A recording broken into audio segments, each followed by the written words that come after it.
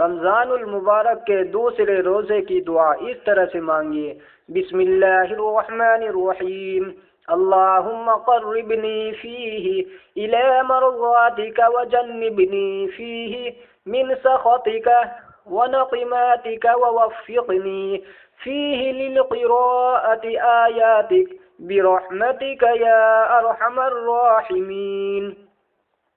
اے معبود، آج کے دن مجھے اپنی رضاؤں کے قریب کر دے، آج کے دن مجھے اپنی ناراضگی اور اپنی سزاؤں سے بچائے رکھ، اور آج کے دن مجھے اپنی آیات پڑھنے کی توفیق دے۔